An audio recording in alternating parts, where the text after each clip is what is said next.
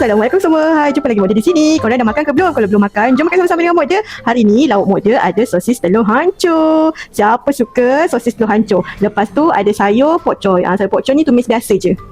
Wah, nampak sedap kan? Jemput makan semua. Bismillahirrahmanirrahim. Kita rasa sosis telur hancur dulu. Bismillahirrahmanirrahim. Mok Dia memang suka gila dah dengan sosis telur hancur ni.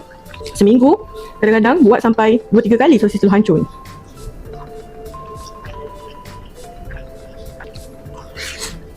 Sosis telur hancur. Kita ambil sayur, ambil sosis telur hancur ni, ambil nasi, makan.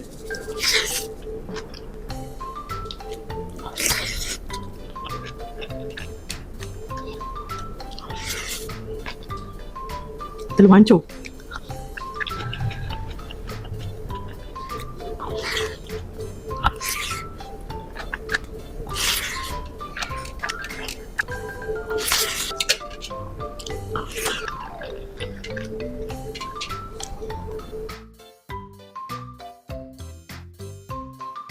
Alhamdulillah, syukur nikmat atas rezeki yang diberikan hari ini. Terima kasih kerana sudah menonton video-video Mok Dia dan suka dengan video-video Mok Dia. Kita jumpa di video akan datang. Assalamualaikum semua. Bye-bye.